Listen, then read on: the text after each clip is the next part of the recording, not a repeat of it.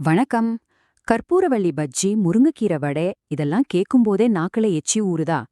இத நாம ரொம்ப ஆரோக்கியமான ஸ்நாக்ஸ்னு நினைச்சிட்டு இருக்கோம். ஆனா உண்மை என்னன்னு கேட்டா நீங்க ஷாக் ஆயிடுவீங்க.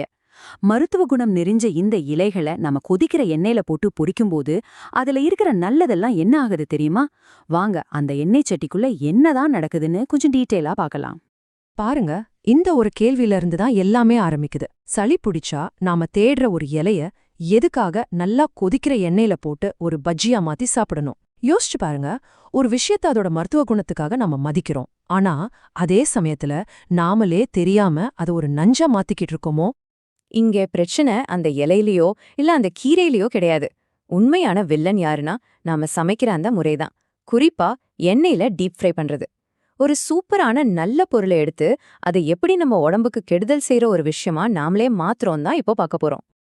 இந்த நம்பரை நல்லா ஞாபகம் வச்சுக்கோங்க. 180°C. இதுதான் அந்த டேஞ்சர் பாயிண்ட். எண்ணெய் எப்போ இந்த வெப்பநிலையை தாண்டுதோ அப்போ அதுக்குள்ள இருக்கிற உணவோட கெமிக்கல் ஸ்ட்ரக்சரே மாற ஆரம்பிக்குது. சொல்லப்போனா ஒரு ஆரோக்கியமான விஷயம் ஆபத்தான ஒரு விஷயமா மாறத் தொடங்குற இடம் இதுதான். சரி, அந்த கெமிக்கல் ரியாக்ஷன்ல உருவாகிற முதல் வில்லன் தான் இந்த டிரான்ஸ்ஃபேட். சாதாரணமா எண்ணெயில நல்ல கொழுப்புகள் இருக்கும். ஆனா நாம எப்போ இந்த 180° வெப்பத்தை தாண்டி அதை சூடுபடுத்துறோமோ அப்போ அந்த நல்ல கொழுப்புகளோட அமைப்பு சிதைஞ்சு நம்ம உடம்புல இருக்கிற ஒவ்வொரு செல்லையும் பாதிக்கக்கூடிய டிரான்ஸ்ஃபேட்டா மாறிடுது. அடுத்து உருவாகிற ஒரு ஆபத்தான விஷயம் இந்த AGEs, அதாவது அட்வான்ஸ்ட் கிளைகேஷன் எண்ட் ப்ராடக்ட்ஸ். ரொம்ப சிம்பிளா சொல்லணும்னா உணவுல இருக்கிற சர்க்கரையும் புரோட்டீனும் அதிக வெப்பத்துல ஒன்னு சேரும்போது இது உருவாகுது. இதனால நம்ம உடம்புக்குள்ள தேவையில்லாத வீக்கம், அதாவது இன்ஃப்ளமேஷன் உண்டாகி அது பல நோய்களுக்கு கதவு திறந்து விடுது. இப்ப நாம பார்க்க போறதுதான் உண்மையான படுகொலைனே சொல்லலாம். Lipid peroxidation. இலையில இயற்கையாவே இருக்கிற நல்ல கொழுப்புகள் அந்த கொதிக்கிற எண்ணெயில இருக்கிற ஆக்சிஜனோட சேர்ந்து மொத்தமா செதஞ்சு போய் ரொம்ப மோசமான நச்சு பொருட்களா மாறுது. இதுதான் அந்த மருத்துவ இலைகளுக்கு நடக்கிற மிகப்பெரிய பேரழிவு. சரி, இந்த கெமிக்கல் மாற்றத்தால நம்ம சமையலறையில இருக்கிற எந்தெந்த மருத்துவ குணம் கொண்ட பொருள்கள்லாம் பலியாகுதுன்னு இப்போ சில உதாரணங்களோட பார்க்கலாம். ஒரு காலத்துல நமக்கு மருந்தா இருந்த அதே இலைகள் இப்போ எப்படி ஆபத்தா மாறுதுன்னு நீங்களே பாருங்க. முதல்ல கற்பூரவள்ளி.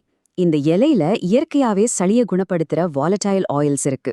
ஆனா அதே இலைய நம்ம மாவுல முக்கி எண்ணெயில பொரிக்கும்போது அந்த மருத்துவ எண்ணெயெல்லாம் காலியாகி நம்ம குடல்ல வீக்கத்தை உண்டாக்குற ஒரு சாதாரண ஸ்நாக்கா மாறிடுது. அடுத்தது தூதுவளை. ஆஸ்துமாவுக்கும் நுரையீரலுக்கும் ரொம்ப நல்லதுன்னு சொல்லுவோம். ஆனா அந்த இலைய கடலை மாவோட சேர்த்து எண்ணெயில பொரிக்கும்போது என்ன ஆகுது? அதோட மருத்துவ குணம் மொத்தமா அழிஞ்சு போய் நெஞ்செரிச்சலை உருவாக்குற ஒரு வெறும் மாவு உருண்டையா அது மாறிடுது. முருங்கைக்கீரைய ஒரு ஊட்டச்சத்து புதையல்னே சொல்லலாம். ஏன்னா அதுல இரும்புச்சத்து, அமினோ அமிலங்கள்னு எக்கச்சக்க சத்துக்கள் இருக்கு. ஆனா அதையே வடையா தட்டி எண்ணெயில போடும்போது நாம முன்னாடி பார்த்த அந்த லிப்பிட் பெராக்சிடேஷன் நடந்து எல்லா நல்ல சத்துக்களும் அழிஞ்சு போய் அது வெறும் ஆக்சிஜனேற்றப்பட்ட கழிவா மாறிடுது. ஞாபக சக்திக்கு வல்லார ரொம்ப நல்லதுன்னு சொல்லுவாங்க. ஏன்னா அது நம்ம மூளை நரம்புகளை பாதுகாக்கிற தன்மை கொண்டது. ஆனா அதையே நாம பஜ்ஜியாவோ வடையாவோ எண்ணெயில பொரிக்கும்போது அதுல இருக்கிற முக்கியமான ஃபைட்டோகெமிக்கல்ஸ் எல்லாம் அழிஞ்சு கடைசியில அது வெறும் சக்கையா, அதாவது வெற்று கலோரிகளா மாறிடுது.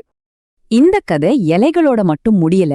நாம ரொம்ப ஆரோக்கியம்னு நினைக்கிற பல காய்கறிகளும் பூக்களும் கூட இதே மாதிரி எண்ணெயில பொரியும் போது தங்களோட எல்லா நல்ல குணங்களையும் இழந்துடுது.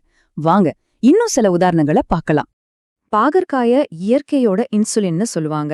அது ரத்த சர்க்கரைய கட்டுப்படுத்தும். ஆனா அதையே சிப்ஸா எண்ணெயில பொரிக்கும்போது அதுல AGS உருவாகி சர்க்கரைய கட்டுப்படுத்துறதுக்கு பதிலா நம்ம கணையத்துக்கே ஒரு பெரிய சவாலை கொடுக்குது. இது எவ்வளவு பெரிய முரண்பாடு பாருங்க.